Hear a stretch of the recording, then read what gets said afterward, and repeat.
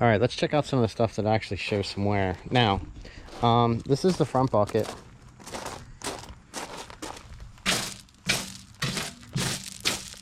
We have some wear on our outer edge, on the outer edges of the bucket more than the middle, and more on that side. The forks seem to be holding up. Well, here you go. There's the back. You know, you get this stuff from putting it on and off a bunch right through there. The forks seem to be all right. I do pick up some pretty heavy stuff. I did actually strap onto this, and I noticed it bent that out this way some. This was always bent over like that when I received these new. Other than that, just, you know, wear from moving them back and forth. If anybody has any of these quick disconnects, you know, there's always a problem with this design. They get unequal. I did have one side not popped in one time. I went to pick up, and it actually laid the one side over. I did the trick that I've seen people say on Facebook. You can kind of go up against a tree or something and push out, and it'll actually even it out. I got it pretty close. There's still a little bit there, but you know, I think ever since day one, I kind of always had something that was a little bit more, had a little bit more of a tilt. You know, the normal wear, which I had mentioned right away, which was this. I'm starting to show some wear on my floor mat, right in through this area, just because I guess that's where I lay my foot to activate the tilt for the steering wheel. These have, see if I can get underneath here. These have these little tabs stick through, and it's funny, like every once in a while, like this one will get pushed up, and then it'll be off to the side and it'll stay up. So then I got to almost pull the floor mat up to get that straightened out. I kind of did this with a pressure washer, I believe. Let's see here, what else?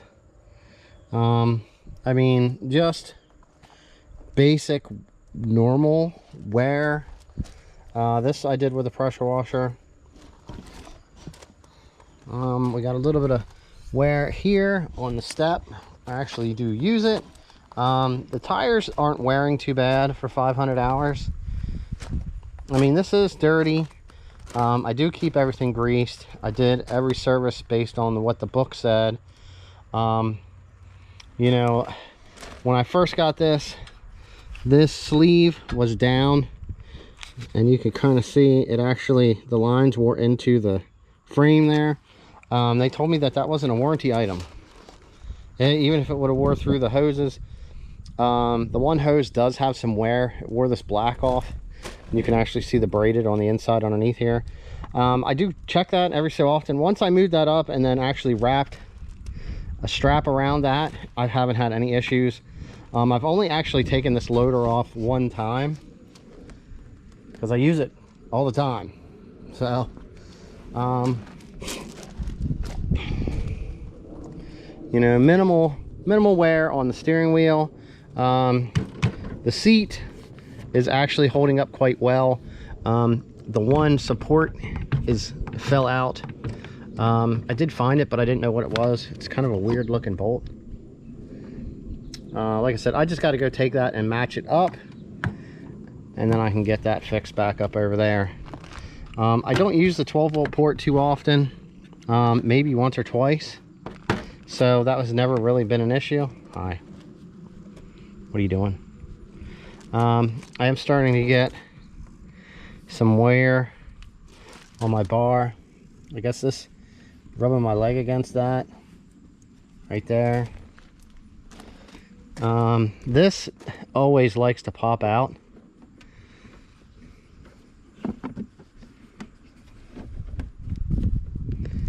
All right, what else?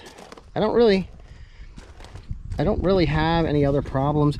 Okay, yes, here we go.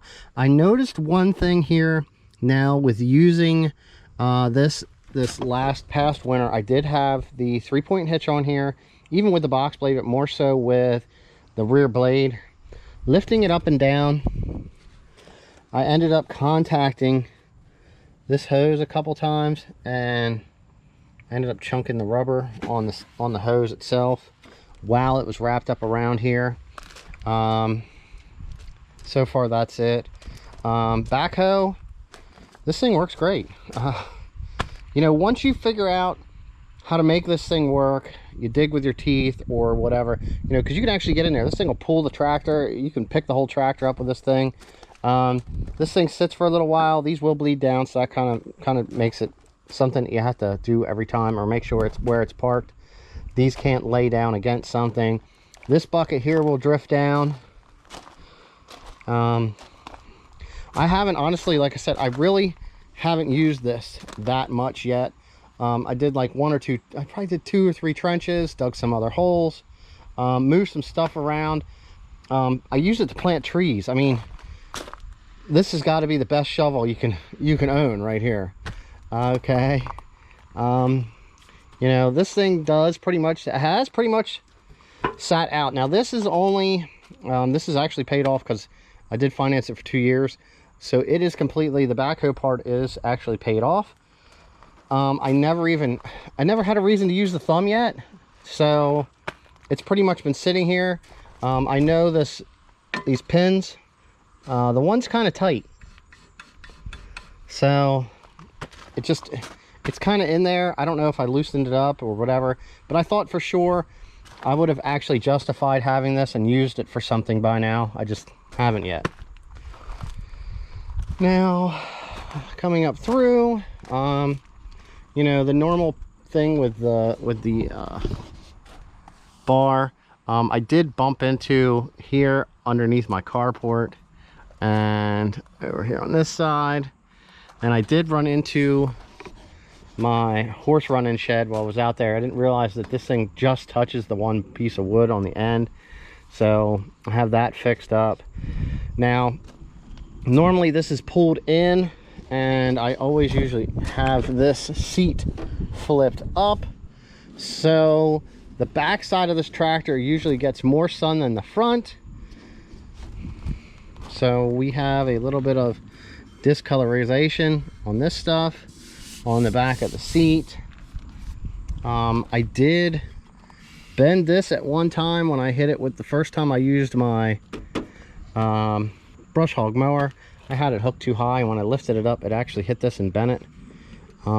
It's actually, I don't know, it looks bent a little bit more now. Maybe I bumped it with something. I'll straighten it back out, but I did end up replacing this because when I hit it, I did actually break this off. So I have replaced this box already. It wasn't a bad price, so I wanted it back on there because that's where I keep all my clips and everything when I take stuff on and off. Now, another thing here, if you're actually watching this and you haven't watched any of the other videos, this is the backhoe setup. Like this is because I bought the subframe that goes on the tractor for the cab version, not the ROPS version. So they give you the seat to install on here so you don't have the turnaround seat and you can retain this. And they give you this extension here that you can bolt on the backhoe that spaces it back. Now, what I can tell you from this is you can really tell that there's a lot of weight hanging off of the back of the tractor. You can actually tell the way this thing is sitting that the back of the tractor on these axles is actually sitting pretty low. It just extends it out a little bit further. I don't know how much of a difference it would be if it was in that little bit on this tractor, but it's basically, I mean, this is the same tractor that has the cab on it. That tractor actually weighs a little bit more. I don't think that there's any more front weight over your pivot point regardless of that. There's only one thing I wish I would have got besides the 16-inch bucket. I wish I would have got the 12-inch bucket. When I do these trenches, I mean, they're nice and wide. You can get down in there if you have to, just making it 16 inches wide, and you can reach down in, turn sideways, and actually stand down in the trenches. Yeah, other than that, it does make it a really great counterweight. You can pick up really heavy whatever you want in the front, and you don't even realize, you don't feel front heavy at all when you have this on the back. And I mean, other than, like I said, I mean, it's little picky stuff. The way the exhaust comes out, you end up with black all over your loader arm. Now they say you can put a 45 on that. That's one other thing you can do. Had this parked somewhere in the barn, and someone ended up hitting it with the hose, coming across the hose to water the horses. So we ended up with some scratches in the paint. Other than that, I mean, no stones fell on my hood. There's some small scratches. Other than that, man, I can't really visually, like I said, wear and tear. There's nothing that looks that bad. I'm gonna open the hood. Let's take a look under there. All right, other than some dirt, you know what I mean, we don't have any battery corrosion. Everything still looks fairly new. There is a little bit right here, you can see there's some wear here from the vibrations of this thing rubbing back and forth on this seal. The belt right here, you can see is starting to actually show some age. Other than some dirt, oh yeah, the manifold's starting to look like it's starting to show some age. It's starting to go get a little rusty.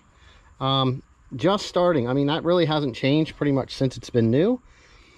It looks like we have right here, you can see we got some black soot, so we actually have a little bit of an exhaust leak right here outside of the muffler into the pipe. Doesn't really cause anything in here. You can see where some debris get pulled in and flung, whether they're bugs, dirt, or water or whatever, gets pulled through the rad by the fan, gets flung all over the inside of the hood. Yeah, I mean, clean this thing up. It should clean up perfect. Not showing much of any use or wear underneath the hood for sure. Other than, like I said, that this will be there. You'll see this wear marks in this from that seal, and that's just vibration. Battery still is good. Like I said, this stuff's all still the original stuff. I did have this sticker come off, but it went back on no problems. I got a scratch here, some pedal, there's some wear showing on the pedal. I usually try to rest here, and then I'll kind of go in between, and then sometimes I'll lay my heel here and then hit here, which you can see on the pad. We got a little bit of scrapes getting in and out now. Let's check this thing out down here on the bottom. It looks pretty good. Fuel filter looks good. Loader lines are nice. Got a little bit of dirt sitting in the bottom of the... Everything's really decent. I did notice, like right here, you can tell there's very minimal oil. I'm not sure if where the shaft comes off to run to the front for the four-wheel drive, if there's a little leak there. I could have got that taken care of like right away, but I just didn't see the sense in it. So there you go, you can see 300. No, that's when we did the 400-hour service, was March 23rd of 21. So everything, I date all my stuff so you can see what's good, what's bad. So there we go. That's basically just looking the tractor over. All right, now for the 500 hours of ownership, this is some of the stuff that I'm going to say are like an issue, something that should have been taken care of, or maybe even designed differently. I did take care of some of the stuff. Like I said, these hoses, that was a pain.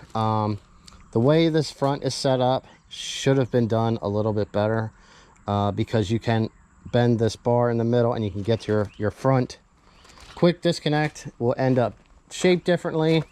The soot on the pedal is totally something different. That can be taken care of. Let's hop up here. Let's get this thing started. The step, when you step on the step, this you're good. Look, see, there we go. That stays up through.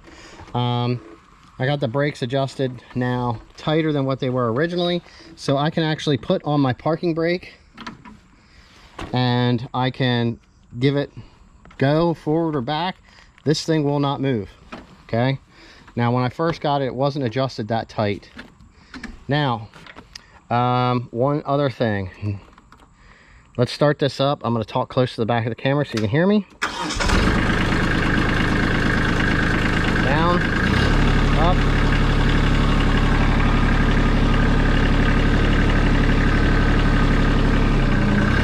All right, watch.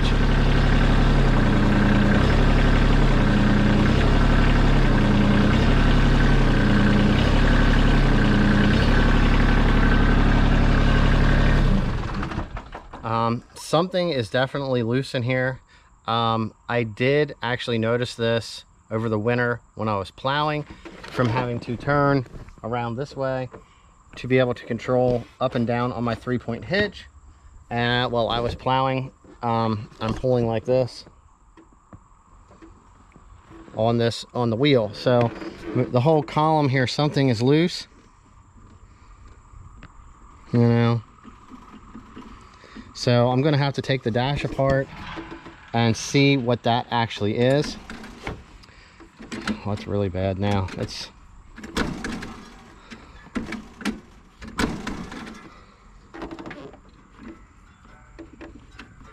not so bad when it's, yeah, look at that.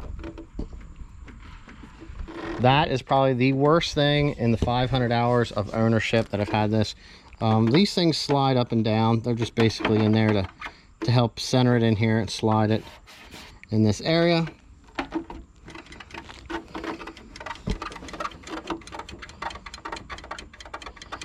A little bit of play in that. I do use that though. So that right there is going to be pretty much everything that I can say that is bad on the tractor. Now, I don't know, I would just assume that it would be me. When I got my last 2 loads of stone in, I was moving the stone and I think my pressure was low in my front tires, and I did pop this one off. We did not damage the tire or anything. I kind of heard it and I backed up and I went forward, grabbed the bucket and I dumped it. When I backed up, I was like, something didn't feel right. Let's just double check this, because I never heard the sound before, but it did debead this. And the other one was low on air, so I did fill both of these tires up. I had to go and double check, but it was been a while since I did that. So that would be personally my fault. And everything else on this tractor, like I said, there's nothing bad. It starts every time I need it to. Since day one, when it's colder out, it used to kind of pretty much start up right away without having to run the glow plugs. So now I'm noticing that when it's cold out, I will have to give it, you know, maybe 10, 15, maybe 20 seconds, you know, on glow, and then it'll fire right up in the cold weather. And then I let it sit there and run, you know, not long, 30 seconds, maybe a minute. It all depends if I'm getting on and off or hooking up an implement or not. So I really wish I would have got the cab tractor and traded this in when I got the backhoe 2 years ago, because of how hard it is now to get the tractor. With a cab, they actually did change this model over. Instead of a 2650 or the 3350, they have it's a 2610 LX is what it is. I do like the front bumper guard on them a whole lot better, and they did change the script here for their lettering, and that stuff looks a lot better. The cab and the tractors themselves pretty much do look the same. I do believe that the backhoe is change overable, so I would assume that the loaders are also, but loaders and anything hydraulic is just really hard to get right now. This thing right now, for this 500-hour service, I'm probably going to go back through and I'll show you guys everything I'm going to do. Basically, I'm just going to clean everything down. I use WD-40 to get all the grease out of all my fittings, and then I re-grease everything. I'll be demudding this thing, unhooking the, I'll probably drop the backhoe, I'll probably drop the front loader. I plan to change the oil. I'm going to be changing the front differential fluid because I noticed when I did it at the service interval that it called for, I didn't like the way the fluid looked. It was pretty dirty, and most of the time the hydraulic fluid looks pretty clean because this gets the fluid it calls for, the Hydra 2 or whatever it is. So that's the same as the back. So I'm going to take care of that. I think I'm going to change out the fuel filter and probably the air filter. Since I bought all extras when I went. Every time I went, I bought like probably two of what I needed. That way I had the stuff, because you don't want to have your tractor down when you need it. And yeah, so with that being said, I'm going to get everything working on getting everything cleaned up here and going over the entire tractor and doing what I'm calling my 500-hour service and double checking the book and what's in there. But like I said, I usually always, you know what I mean, it says every 10 hours. Like I said, right now it's taken me a while to get this. I was really hoping to get to the 500 hours actually and do the service or do this video going over what some of my wear was. But my main uses for this tractor so far have been loader use. Using that bucket, I've spread stone, I've spread dirt. I did stuff to get stuff down in my garden. I use the forks. I push cars around, I lift motors up. I have lots of things on skids, tires, tree branches, you name it. I mean, you know, jacks. I got my new plow, which took forever to get. We got a new plow for the tractor, which we got to get ready and install for this winter with a 3-point, what is it? It's got the front hydraulic assembly, because I have the plow. I don't have to get off, it'll turn either way. The plan is to, like I said, I can use that when I trade this in and get my cab tractor, which hopefully the market straightens out here in the next year or two, and this thing still holds some value and we can trade it in and get a new one. I was not any way interested in waiting 6, 8, 9, 12 months for another tractor. So this is where we're at. I'll update you guys with a couple small videos. I'm probably going to do an entire video pulling this apart so that we can see what is loose. The whole fact that this pulling on this a little bit actually changes the RPMs was a big notice factor. So something in there is actually moving enough to pull on the cable. All right, I'm just going to end it there. Like I said, lots of loader use, lots of bucket use. Really wish I would have got a new edge, one of them edges for the front of the bucket or whatever. Honestly, I wish I would have ordered another bucket within the first year or two of ownership. I did really want to get one with teeth, just so I had a second bucket to do more digging with, and then I could do my finish work with the straight edge. But it is what it is. All right, see ya.